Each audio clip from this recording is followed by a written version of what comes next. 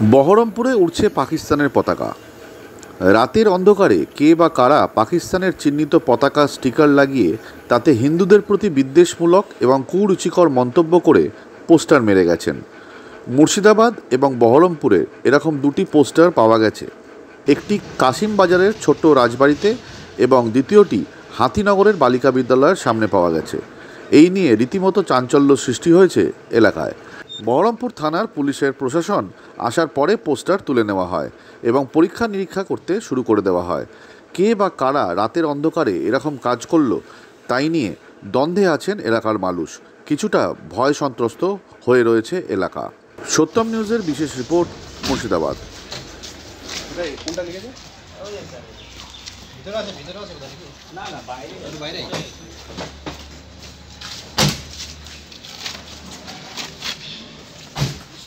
CCTV আছে এখানে, হ্যাঁ দেখা যাবে। সিসিটিভিটা একটু আছে। এই এক মিনিটের ওই রাজবাড়ি ম্যাডাম আসছে তো। হ্যাঁ এটা তো আমি একটা দিলাম। তোমার জন্য ঘটনাটা হলো, সকালবেলায় এখান থেকে স্থানীয় 2-4 জন লোক আমাকে ফোন করে যে এখানে পাকিস্তানের পতাকা মারা হয়েছে, পাকিস্তানের স্লোগান লেখা ছিল, হিন্দুদের উপর নির্যাতন করার কথা লেখা হয়েছে, বাজে বাজে কথা লিখেছে, রেপ করবো, হান করবো, রাস্তায় ফেলে দেবো, কিডন্যাপিং করবো। এগুলো কি? এটা মুর্শিদাবাদ থেকে কি ওরা পাকিস্তান বা বাংলাদেশের সাথে যুক্ত করে চক্রান্ত করছে? এটা কি মুসলিম ক্রান্তি করার চেষ্টা করছে?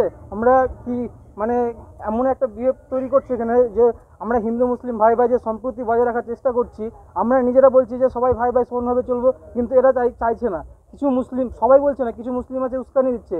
আমি চাইবো মুসলিম ভাইদের কাছে যেন মুসলিম ভাই নিজেরাই, যারা তাদের মধ্যে যেসব কিটগুলো আছে, যারা এইসব অশান্তি সৃষ্টি করার চেষ্টা করছে, তারা যদি না ধরিয়ে দেয় যে যারা এই লেখাগুলো লিখেছে, তাহলে কিন্তু আমরা আগামী দিনে বৃহত্তর আন্দোলন করার চেষ্টা করব। এবং আগামী দিনে আমি কেন্দ্র সরকারের কাছে অ্যাপিল করবো যেন এই মুর্শিদাবাদটাকে কেন্দ্রশাসিত অঞ্চল করা হোক, বা এখানে অল টাইম বিএসএফ বা অন্য কোনো শাসনের দিয়ে মানে এই জায়গাটা পরিচালনা করা হোক। আমরা রাজ্য সরকারের প্রতি কোনো আস্থা পাচ্ছি না। আতঙ্কিত, অবশ্যই আতঙ্কিত। এখানে যে গার্লস স্কুল, এখানে কত আদিবাসী সম্প্রদায়ের মহিলারা পড়তে আসে, হিন্দু সম্প্রদায়ের মহিলারা পড়তে আসে, তারা কীভাবে সুরক্ষিত থাকবে?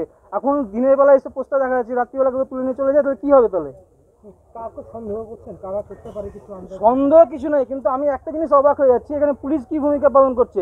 এসে পোস্টারটা তুলে নিলেও কোনো স্টেপ নিচ্ছে না। আশপাশে সিসিটিভি ক্যামেরা চেক করা উচিত, কে করেছে সঠিক তদন্ত করে দেওয়া উচিত। কেন হয়েছে এগুলো? পুলিশ যদি চুপচাপ থাকে তাহলে এগুলো কি করে হবে? দেখা যাচ্ছে এখানে ছাড়াও মহিলানগর পাওয়া গেছে। হ্যাঁ, এরা তো পুরো মুর্শিদাবাদটাকে চক্রান্ত করছে যে কোনোভাবে এখানে দাঙ্গা লাগিয়ে, ওরা যেহেতু মেজরিটি আছে, 66% মুসলিম সম্প্রদায় আছে, এটা মুসলিম বাংলাদেশ বা অন্যান্য কান্ট্রির সাথে যুক্ত হওয়ার চেষ্টা করছে। এগুলো কি? আমরা সবাই একসাথে ভাই ভাই একসাথে থাকার চেষ্টা করবো, কিন্তু এটা যদি এরকমই হয় তাহলে কিন্তু আমরা প্রয়োজনে মাঠে নামবো। আমাদেরও বজরংবলীর সেনাবাহিনী আছে, আমাদের হিন্দুত্ববাদী সেনাবাহিনী আছে, আমাদেরও অনেক হিন্দুত্বের আছে, যারা তাদেরকে নিয়ে আমরাও মাঠে নামবো এবং দেখবো কে পারে। যদি তাই হয়, ওরা যদি চায় যে এখানে আমরা ঝামেলা শান্তি করবো, আমরা ঝামেলা শান্তি করবো, কিন্তু এটা আমি রাজ্য সরকারের কাছে আপিল করবো যে এরকম যেন কখনো না হয়, আমরা সবাই যেন সম্প্রীতির সাথে থাকতে পারি এখানে।